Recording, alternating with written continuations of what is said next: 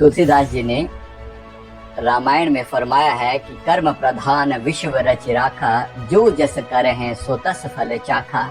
ये पूरा संसार जो है वो कर्म प्रधान है, जो जैसा कर्म करता है उसको उसी प्रकार का फल मिलता है, और कर्मों के फल से कोई बच नहीं सकता, चाहे इसमें जो मर्जी क्यों ना हो, कोई कितना भी महान क्यों ना हो, उसे भी कर्मों का फल भुगतना ही पड़ता है। दोस्तों, एक बार एक सेठ जी थे, बड़ा पैसा था उनके पास। उनका एक उसूल था कि वो जब भी किसी को कुछ उधार देते तो वो लोगों से जो है ना पूछते, भाई ये जो उधार दे रहा हूँ ये कब चुकाओगे, भाई इस जन्म में चुकाओगे या अगले जन्म में चुकाओगे। तो उसमें से कुछ लोग जो ईमानदार होते वो कह देते कि भाई इसी जन्म में चुका दूंगा, फिर उनसे डेट वेट लिख ली जाती और उनको पैसा दे दिया जाता। और जो कहते, कुछ लोग चालाक होते थे, बोलते थे अगले जन्म में लौटाऊंगा। तो इसने अगले जन्म किसने देखा, कौन आ रहा है कौन नहीं आ रहा, कि यहाँ से अभी तो पैसा ले लो। तो वो लोग समझते थे कि हम बड़े चालाक हैं। संसार में भी लोग कुछ ऐसे ही समझते हैं, अरे क्या फर्क पड़ता है कि जैसे तरह जब लग जियो सुख से जियो, उधार लेकर घी पियो, क्या फर्क पड़ता है। फर्क पड़ता है, बहुत फर्क पड़ता है। समय बताता है कि फर्क कितना पड़ता है। तो बड़ा ध्यान से जीवन को जीकर जाना है, और कर्ज नहीं लेकर जाना का अर्थ यही है कि अंततः किसी भी टाइप का, किसी का एहसान, किसी का कर्ज साथ लेकर नहीं जाना। तो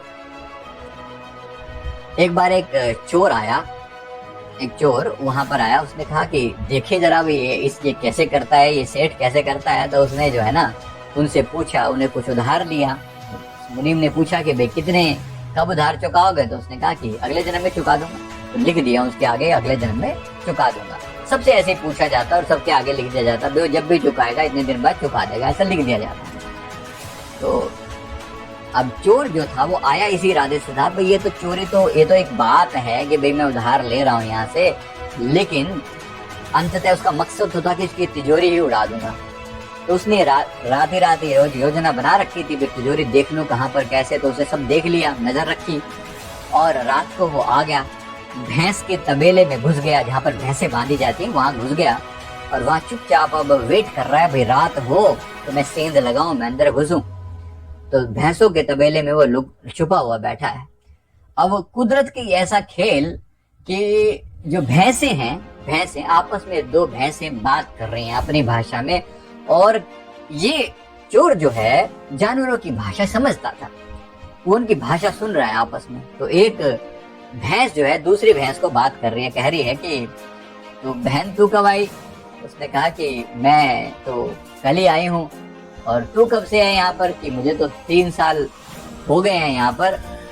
भाई तू कैसे आई यहाँ पर। तो उसने कहा कि पिछले जन्म में सेठ से उधार लिया था, और उधार मैंने अगले जन्म में करने का वादा कर दिया था। मेरे को लगा कौन देखता है, लेकिन पता लग रहा है कि मैं मरने के बाद जो है मुझे भैंस बना दिया गया, और मैं यहाँ पर दूध देकर अपना कर्ज जो है चुकता कर रही हूँ। 3 साल हो गए हैं।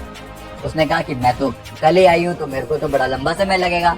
ये दो भैंसें आपस में बात करें और ये चोर सुन रहा है। इससे बड़ी हैरानी हुई कि भाई ये खेल तो बड़ा महंगा है। मैं सोच रहा था कि यहाँ से पैसा लेके उड़ जाएंगे, पर यहाँ लग नहीं रहा कि पैसा लेके उड़ने वाला कोई सिस्टम है। हिसाब किताब तो ये बना के देना ही पड़ेगा, किसी ना किसी रूप में तो देना ही पड़ेगा।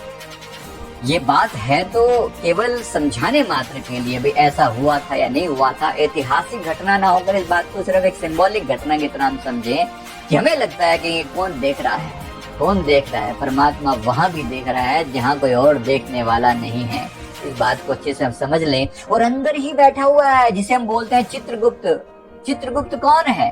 आपके ही भीतर, आपका ही मन अंदर बैठकर फोटो ले रहा है। किसी भी स्क्रीन, किसी भी घटना की फोटो भीतर से ले लेता था, उसको हम कहते हैं चित्रगुप्त। चित्रगुप्त का मतलब यही है, जो गुप्त रूप से चित्र ले रहा है। अंतिम समय में जब जाएगा परमात्मा के सामने तो झूठ नहीं बोल पाएगा। ये मत समझ लियो कि वहां किसी को बरगला देगा। वहां जाकर आपका ये जो भीतर का मन है ना, इसी को खोल के सामने रख दिया जाएगा। ये मन ही आपकी गवाही देगा कि हाँ मैंने देखा है इस व्यक्ति को, और ये चित्र खींचा हुआ है। देखिए इस व्यक्ति ने इस समय पे यहाँ पर ये वाला को कर्म किया था।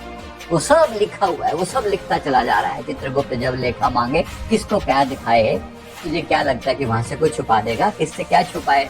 क्या छुपा कर रखे, वो हिसाब किताब करेगा तो सारी चीजें सामने लेकर आएगा। इसका अर्थ केवल इतना सा है दोस्तों, बात को समझना है कि ये बात इतनी सीधी नहीं है कि भाई हम यहाँ पर कोई भी कर्म किए जाए और कर्मों के प्रति और हमें पता भी ना हो कि आगे कौन फल देने वाला है और क्या होने वाला है। एक एक बात का हिसाब होगा और बड़ा गहरा हिसाब होगा।